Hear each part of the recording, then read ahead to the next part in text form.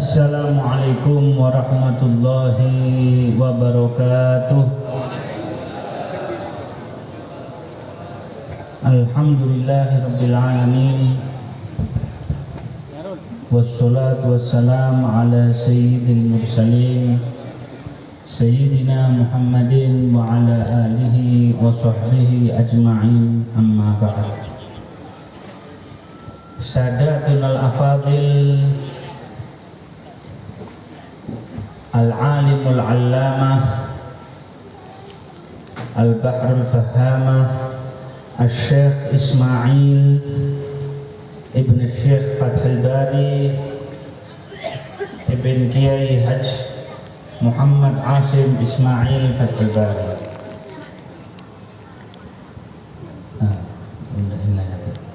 Kemudian Kiai Haji Muhammad Asim Ismail Fathul Bari, Jami'al Asatidzah wa Jami'al Ulama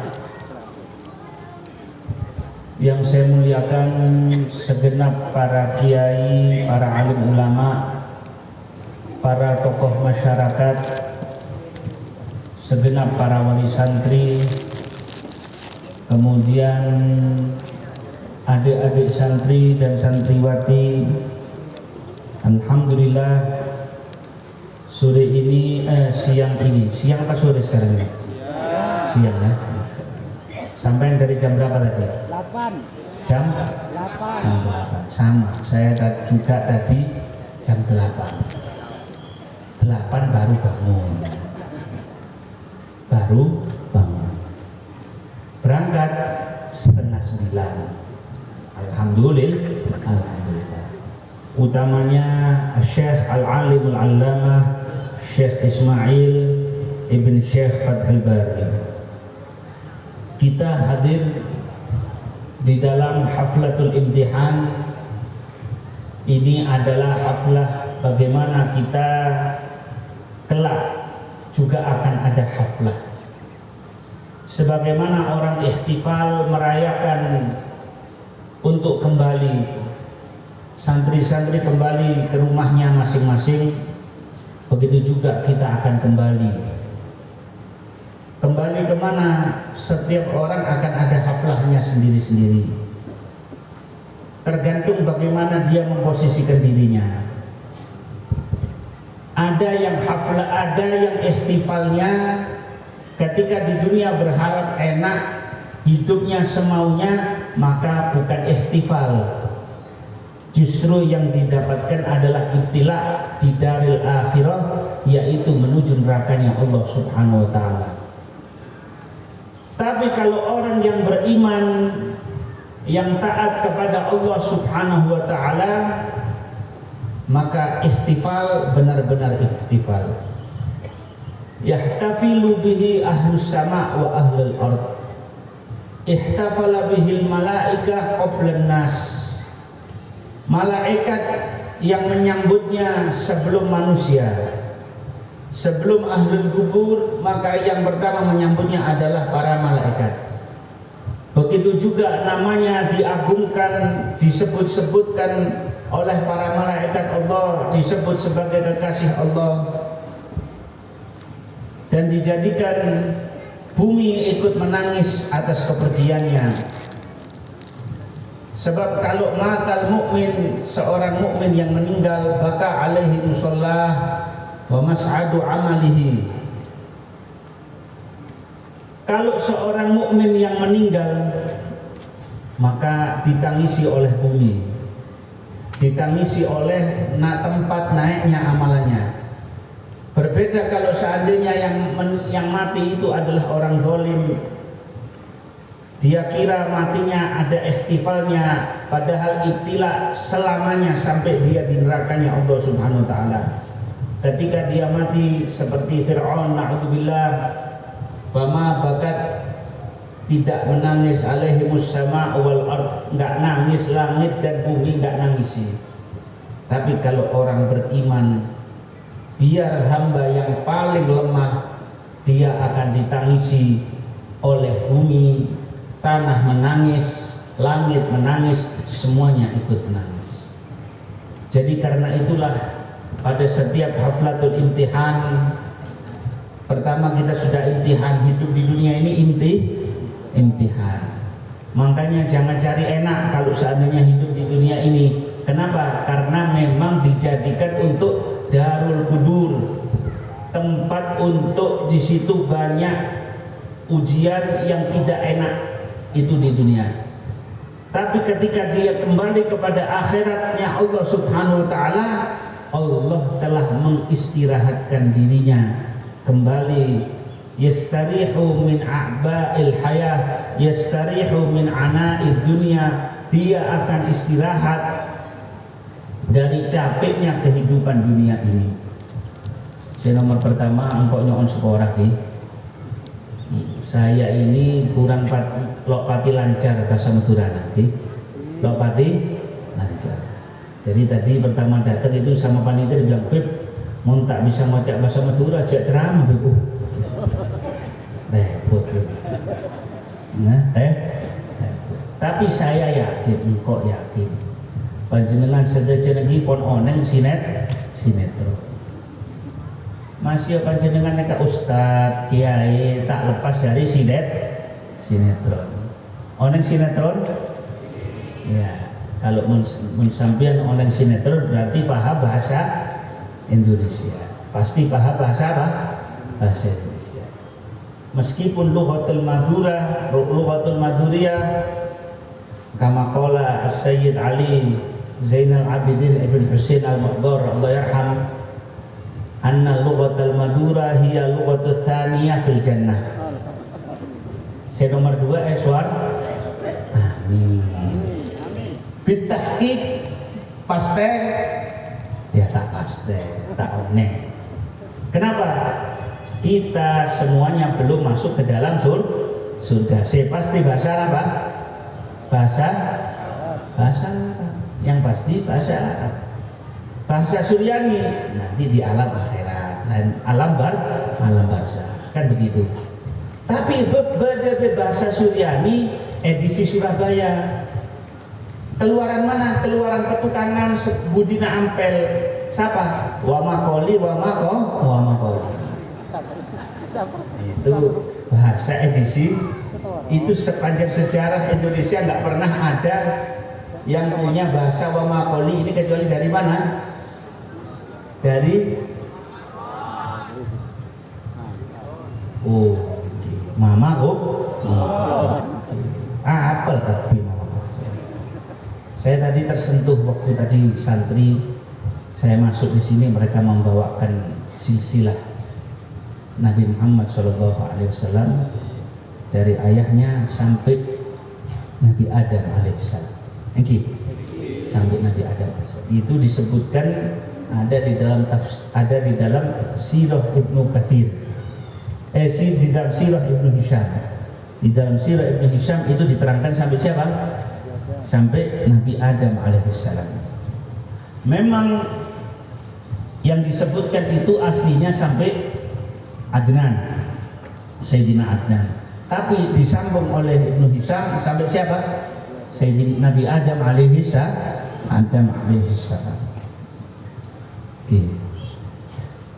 Jadi kalau kita sekarang ini haflatul imtihan, maka ini juga percontohan. Siapa yang bersungguh-sungguh Bektona odi ongkuan ibadah, ongkuan ta'alluq ate kepada Gusti Allah Subhanahu wa taala. Ya ini saya juga belajar nih. Jadi nanti saya bilang man masyayikhuka min fi lughatil maduriyah. Masyayikhi fi lughatil maduriyah jama'atul hadirin. Jadi sampai punya fadilah ini. Mon orang neka ongku pas odi dunia nyembah ubud ibadah kepada Allah Subhanahu wa taala, mengabdi di Gusti Pangeran, insyaallah sudah jak tanya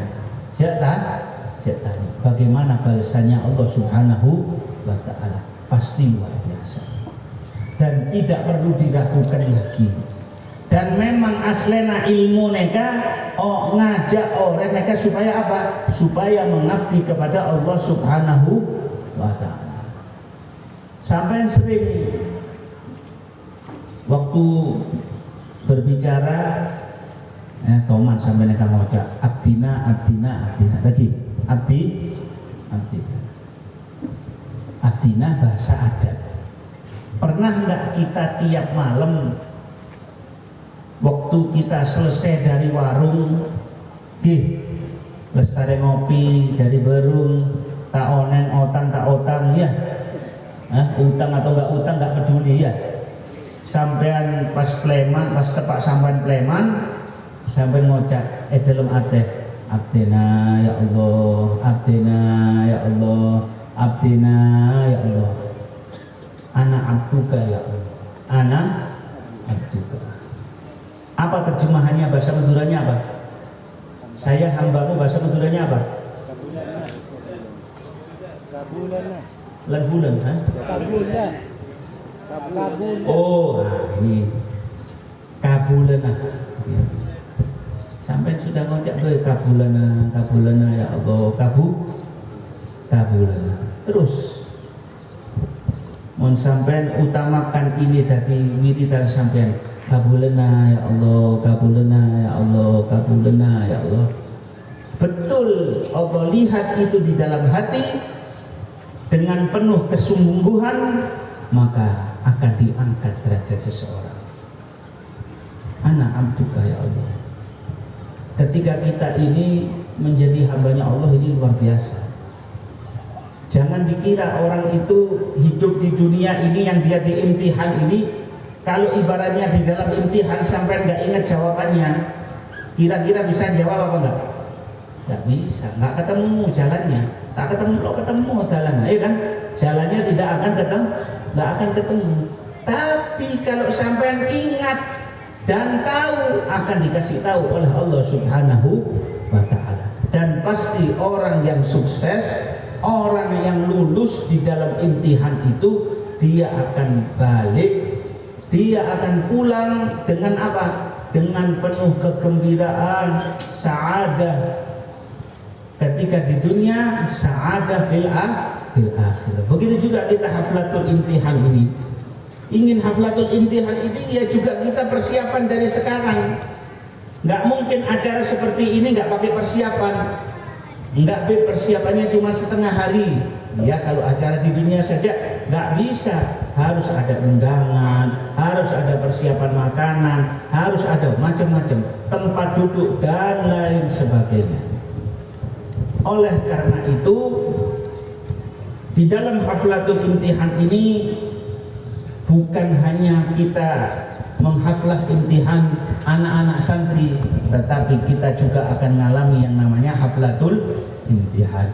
Maka fa'iddu, ya, alaysa subhu bigharib, bukankah subuh sudah dekat? Wal munzir yunzir, yang ngasih peringatan sudah ngasih peringatan.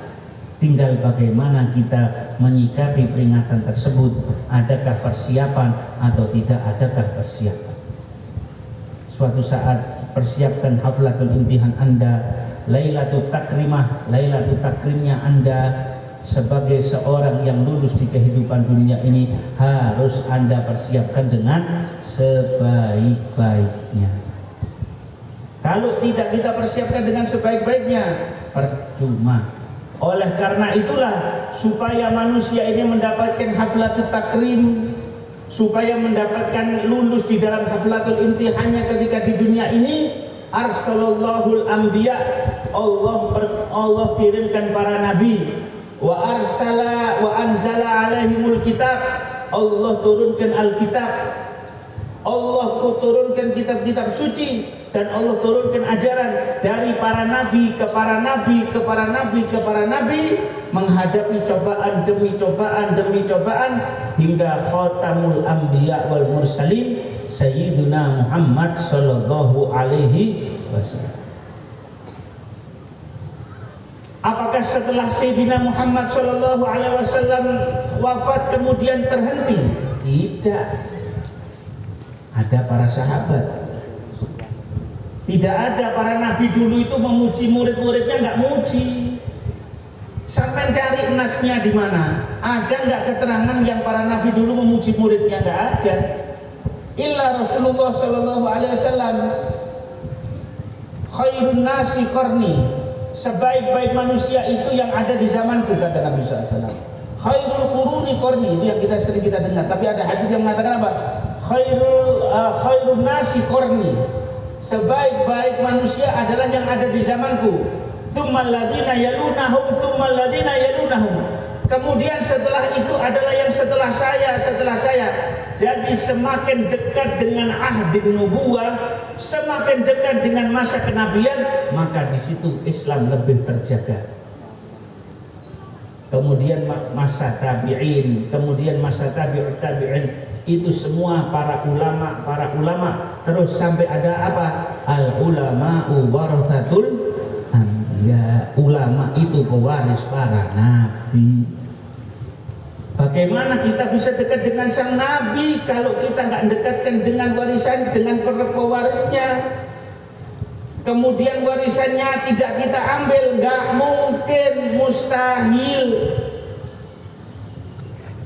Sampai kepingin dekat sama Rasulullah SAW, kemudian ibadahnya semaunya. Pokoknya nggak mau tahu, yang penting saya benar. Nggak perlu ngaji, pokoknya saya benar. Ada nggak begitu? Ada apa enggak? Ada orang bikin grup namanya santri bodoh. Apa santri bodoh ini? Tak koron semak deh ulama. Mon semak ulama, nyari norok ulama yang sesuai dengan hawa nafsunya. Duh. Jadi kadang model zaman sekarang ini kalau cari ulama kayak netizen, semaunya sendiri bahasa Indonesianya apa? Karpe dibik. Nah coba mau sampean ngadepi orang sekarpe dibik, nyaman apa tak nyaman? Nyaman apa tak nyaman? Tak nyaman. Bada kiai karpe dibik, bada ustad karpe dibik. Sampai jadi suami karpe dibik napa is? Bini sampean ya. Istri sampean karpe dibik dalam. Biarpun sampean orang alim kalah ilmunya sama si karpe dibik. Manusia itu aslinya kalau tidak ada bimbingan, jadi apa? Jadi karpe dibik. Lawang sudah dibimbing aja masih karpe dibik. Sudah belajar, sudah nyantri, ya, tapi masih dihubungi pada artinya nafsu. Nafsu apa nafsu? Nah ini saya ini takut salah kalau ngomong. Engkau terok susu nanti salah bahasa repot nanti. Begitu. Tadi, misalkan, coba urusan tabu, urusan nafsu, waduh Pak, sudah. Jangan ngocak masalah ilmu, jangan ngocak masalah takwa. Mau sampai cuma kepikiran urusan tabu. Urusan tabu, alhamdulillah tabu engkau nega semakin pun koros sudah kecil sekarang. Kemudian urusan syahwat dan lain sebagainya itu akan mahjub, akan terhapus, akan terhirman, akan terhalang dari semua hal yang baik. Para nabi Bani Israel, nabinya Bani Israel itu, kebiasaannya Bani Israel itu apa? Mereka yuqatiluna anbiya'ahum, selalu membunuh para nabi mereka, kemudian suka mendustakan para nabinya. Kemudian setelah itu dengan karepe dibiknya, karena banyak nabi di kalangan mereka mengatakan apa? Nahnu abnaullahi wa ahibba'u, sengkok neka putra-putra Gusti Allah, sengkok neka kekasih-kekasihnya Allah. Itu yang dikatakan Bani Israel. Akhirnya apa? Dilaknat. Allah Allah melaknat Bani Israel ini melalui lisan siapa? Melalui lisan para nabinya. Dikarenakan tidak hormat kepada para nabi. Yukadzibuna anbiya'ahum wa yuqatiluna anbiya'ahum. Nggak pernah mereka itu kecuali komentari yang jelek tentang nabi-nabi mereka. Sampai dalam hadis itu apa? Kasratu masailihim wa ikhtilafuhum ala anbiya'ihim. Banyak tanya, banyak ngetes. Ya. Kemudian suka bertentangan dengan para nabinya, ya sudah hancur mereka.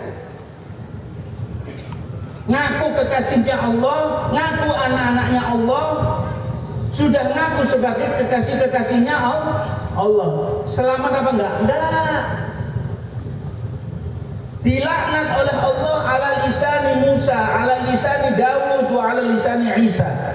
Dalam Al-Quran dikatakan dilaknat ini bangsa Israel ini, Bani Israel ini dilaknat oleh Allah melalui lisannya para pewarisnya, melalui lisan para nabinya. Kenapa? Enggak nurut, tapi nanti nabinya dibikin tameng mereka cirinya siapa? Orang sekara pedi, ya sudah. Jadi mau sampai otik itu tak ngabdi kepada Gusti Allah dia iya Pak. Napa ngabdi dek Gusti Allah cuman caranya dengan cara karpe dibi. Tidak tahu kebesaran dan keagungan Allah Subhanahu wa ta'ala. Makanya Allah kecam ulama-ulama Bani Israel, pendeta-pendeta Bani Israel yang dikatakan oleh Al-Quranul Karim yaknizuna dzahaba wal fiddah, yang mana mereka itu demen seneng menyimpan emas, menyimpan perak, sepenting pese dimin sepenting emas, mohon semangkan sepenting apa? Benih pese sepenting anu bit al-fatih, sepenting pajero gitu. Sepenting bini bang sampai mau bisa lemak tak apa, mau bisa sepolok lagi. Betul mereka betul saya sepolok betul. Betul apa ada? Saya bini nak sepolok betul. Polong masih betul. Betul apa ada? Ada. Betul apa betul? Ada. Ada. Polong nak. Polong nak berarti bisa potong. Sampai neng bơi Pak. Neng bơi. Tidak ada amr bil ma'ruf wan nahi 'anil munkar. Mestilah kita itu ada suara biar sedikit. Jek neng bơi, jek makan, tok jek tedung, tok. Pikirannya kita zaman sekarang mereka tak beda, tak lepas dari 3 atau dari 4. Makan nyaman, ngenom nyaman, keneng nyaman, bini nyaman, redim. Mohon marina redim, insya Allah nya. Nah itu. Mohon pikiran sampean tak lepas dari beberapa hal ini. Bagaimana bisa eling, bisa enga akhirat, tak bakal enga akhirat. Iya mana? Kita ini semuanya termasuk. Benar sampean toh. Saya juga, ya kan? Sama. Padahal sudah dijamin oleh Allah Subhanahu wa ta'ala, inna Allah takaffala birizqi talabil ilm, talibil ilm. Allah sudah menanggung rezekinya penuntut ilmu. Takaffulun khas ba'da takaffulin am, kata Imam Haddad. Allah sudah nanggung secara khusus, dilebihkan daripada yang lain. Jadi makanya ketika kita hadir di dalam majelis ini, dari tadi kol beluk sampai semangken itu sampai fil jihad. Jihadnya orang sekarang hadir majelis